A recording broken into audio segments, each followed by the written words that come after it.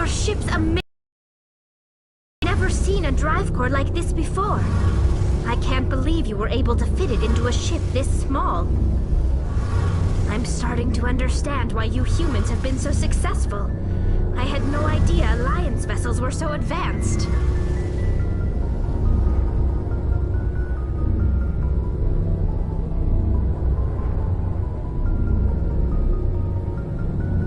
The Normandy's a prototype, cutting-edge technology.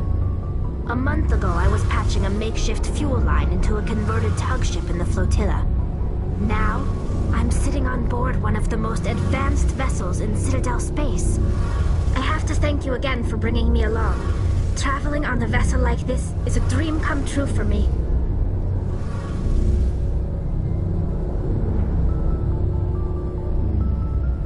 I had no idea you found ship technology so interesting. It comes with being a Quarian. The migrant fleet is the key to the survival of my people. Ships are our most valuable resource. But we don't have anything like this. We make do with cast-offs and second-hand equipment. We just try to keep them running for as long as we can. Some of the fleet's larger vessels date all the way back to our original flight from the Geth. I can't believe your fleet's still using ships that are 3 centuries old. They're constantly being repaired, modified, and refitted. They aren't pretty, but they work. Mostly. We've tried to make ourselves as independent as possible on the flotilla, grow our own food, mine, and process our own fuel. But some things we just can't make on our own. A patch to make requires raw materials we just don't have. That's why our important.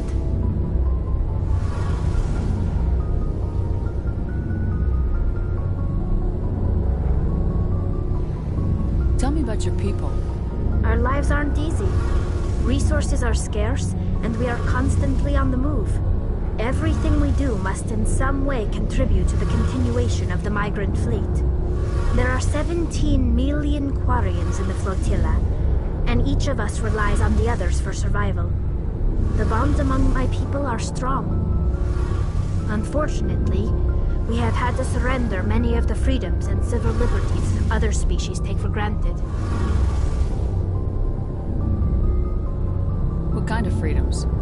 Well, it's illegal for parents to have more than one child. If our population grows too much, it would strain our resources to their breaking point. Of course, we also can't allow our numbers to become too few. If our population is in decline, the rule against single births is temporarily repealed. In extreme cases of population decline, incentives are even offered to encourage multiple births, though the Conclave hasn't had to take such measures in nearly a century. That's your government.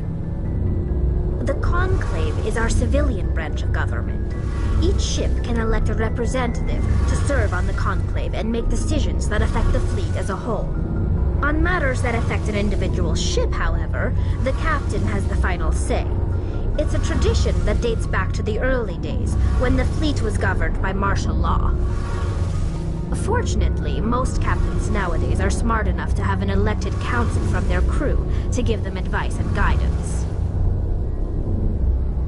So the ultimate power rests with elected officials? In practice, the Conclave and the respective council for each ship tend to set the rules that govern our daily lives. But in theory, we are still under military jurisdiction.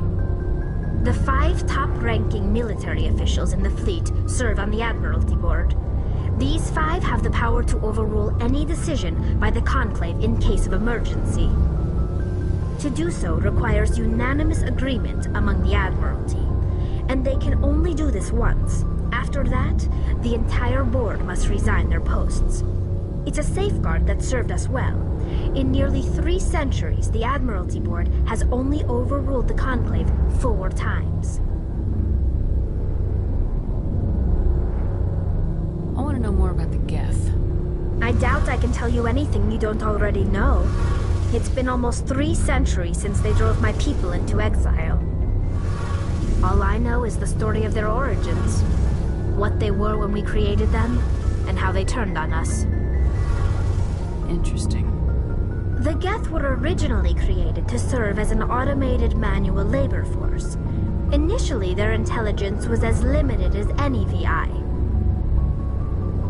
Over time, we made small modifications to their programming to allow them to perform more varied and complex tasks, bringing them closer and closer to true AI status. How come the Council didn't step in and stop you?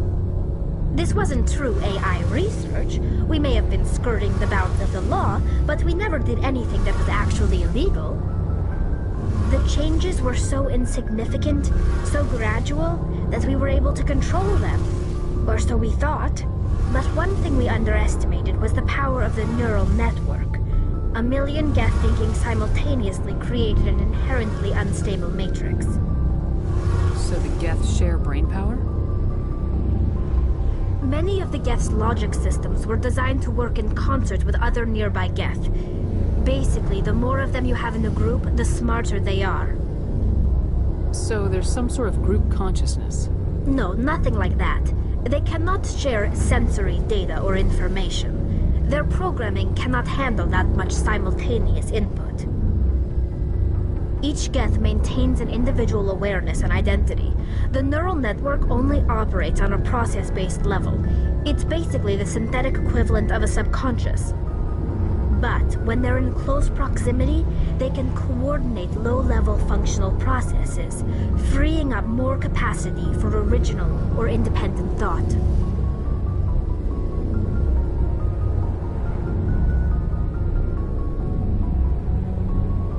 What made them rebel?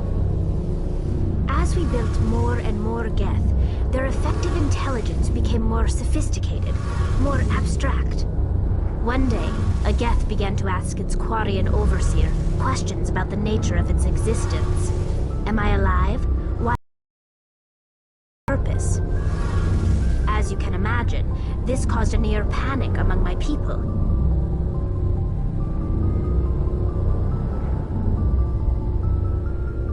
What did you do? It was inevitable the newly sentient Geth would rebel against their situation. We knew they would rise up against us, so we acted first. A general order went out across all Quarian-controlled systems to permanently deactivate all Geth. The Geth responded to this order violently.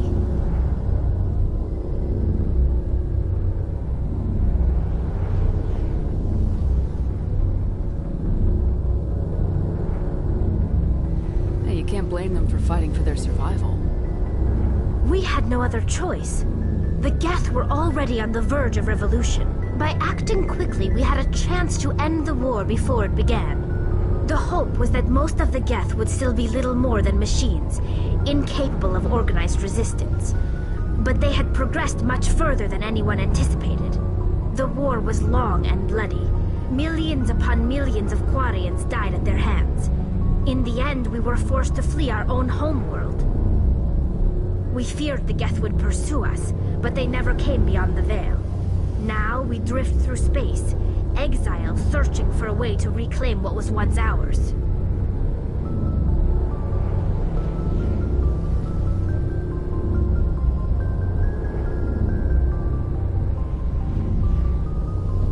I want to know more about the pilgrimage. When my people reach maturity, we leave our birth ships and seek acceptance with a new crew. It's necessary to maintain genetic diversity among the fleet. But no ship wants to accept someone who will be a burden on them. So, to prove our worth, we embark on a pilgrimage. We set out alone, leaving the flotilla and our families behind us. We only return once we have found something of value we can bring back to the fleet. This is presented as a gift to the captain of the respective ship we wish to join. If the gift is accepted, we are welcomed into the crew.